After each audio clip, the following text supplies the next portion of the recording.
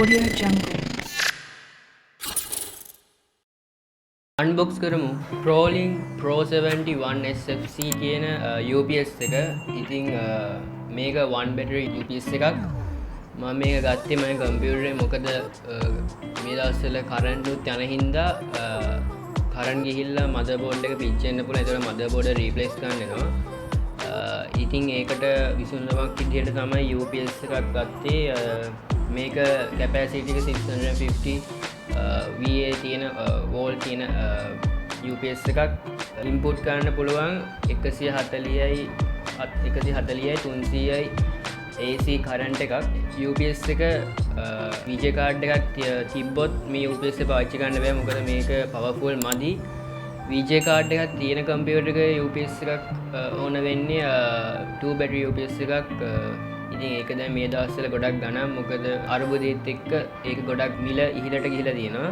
ඉතින් මේකත් 6000ට තිබ්බ එක දැන් මේක 14500යි. කලින් 2 battery UPS එකක් 14 ගානක තිබ්බේ. දැන් ඒක 20 ගානක් වෙනවා. අපි වැඩි කතා නැතුව යමු unboxing.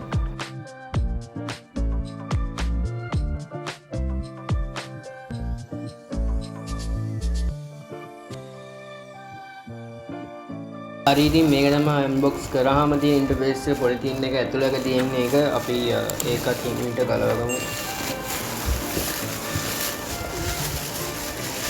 ඉතින් මේක ගොඩක් බරයි. අනික Prolink කියන්නේ හොඳ බ්‍රෑන්ඩ් එකක්. පරණ බ්‍රෑන්ඩ් එකක්.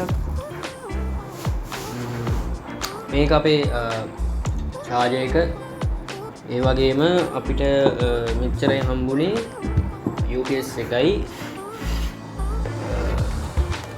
UPS එකයි වයර් එකයි විතර. වයර් එක ෆික්ස් කරන්න යන්නේ ඒක ඔටෝමැටිකලි ප්‍රී ඉන්ස්ටෝල්ඩ් එනවා.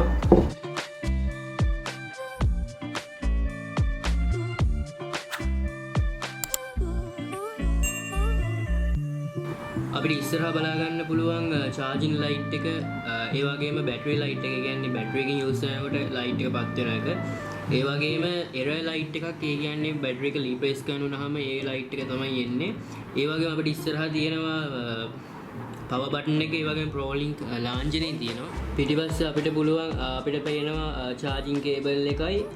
ඒ වගේම අපේ plugs ගහන්න පුළුවන් plug point දෙකක්. හරි දැන් අපි UPS එක plug කරගමු. ඉතින් මුලින්ම අපි computer shut down කරගමු. off කරගන්න ඕනේ. plug wheeling ඔක්කොම off කරගන්න ඕනේ. මම මුලින්ම මේක shut down කරනවා. හරි දැන් off වුණා කම්පියුටරේ. දැන් අපි plug point එකෙන් off කරගමු.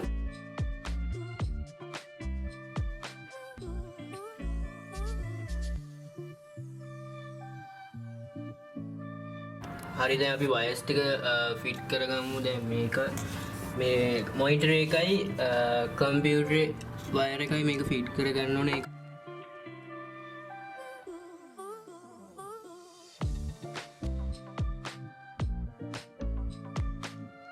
හරි දැන් අපි wires ටික fit කරගත්තා.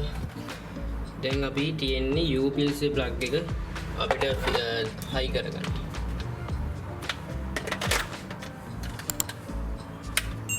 හරි ඉතින් ඔයාලට තියෙන දැන් මේක press කරන් ඉන්න එකම sound එකෙන් සද්දවල දෙකක් එනවා. යන්නේ ඒක ආවන් පස්සේ ඔයාලට බලන්න අතාරින්න.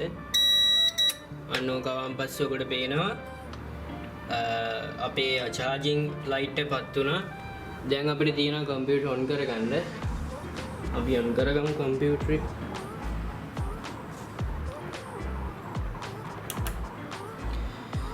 හරි කම්පියුටරේ සාර්ථක on වුණා. දැන් මම ඔයාලට පෙන්නන්නම් පොඩක් කියලා ඉමු.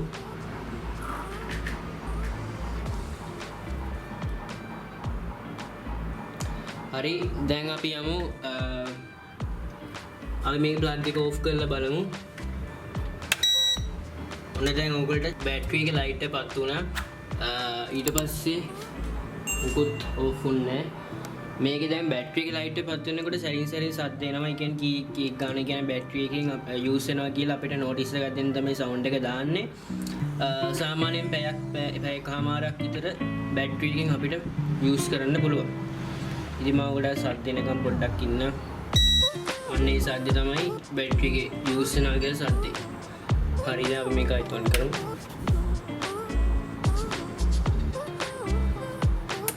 හරි දැන් මාරු වුණා. හරි ඉතින් මම හිතනවා මේ වීඩියෝ ගොඩක් යූස්ෆුල් නැති කියලා. මොකද මේ UPS මම අලුතෙන් ගත්තේ. මොකද මගේ කම්පියුටරේ කියන්න බෑ කස්ටම් බිල්ඩ් කරපු එකක්. ඉතින් කස්ටම් බිල්ඩ් කරනකොට එක පාර්ට්ස් එක වෙන වෙනම දාන්න ඕනේ. ප්‍රී බිල්ඩ් කම්පියුටර්ස් වල අවුලන්නේ ඒවට අමතර යුනිට් එකක් තියෙනවා. කරන් ගියාම මුකුත් කොම්පෝනන්ට්ස් මුකුත් පිච්චෙන්නේ නැති මොකක් හරි යුනිට් එකක් තියෙනවා. ඉතින් කස්ටම් බිල්ඩ් කරපු කම්පියුටර්ස් වලට අපිට එහෙම යුනිට් එකක් හම්බෙන්නේ නැහැ. මොකද එක පාර්ට්ස් වෙන වෙනම දාලා අපි හදන්නේ. ඒතර UPS අනිවාර්යයෙන්ම ගන්න ඕනේ නැත්නම් කරන්ට් ගිහිල්ලා දැන් ඔය කරන්ට් ගිහිලා ඊයට අවුලක් නැහැ. ඒ වුණාට කරන්ට් ගිහිලායි තියෙනකොට ඔය හයි වෝල්ටේජ් කරන්ට්ස් එන්න පුළුවන්. එතකොට අපේ ඇතුළේ ඉන්න කොම්පෝනන්ට්ස් පිච්චෙන්න පුළුවන්. ඉතින් ඒකට තමයි අපි UPS එක පාවිච්චි කරන්නේ. අපිට අවශ්‍ය වලට ඕෆ් කරගෙන අවශ්‍ය වලට ඔන් කරගන්න. ඉතින් මම හිතනවා මේ වීඩියෝ ගොඩක් යූස්ෆුල් වෙන්න කියලා සබ්ස්ක්‍රයිබ් කරලා නැත්නම් සබ්ස්ක්‍රයිබ් කරන්න. මාව සෝෂල් මීඩියා වල ලින්ක්ස් වලින් ෆලෝ කරන්න.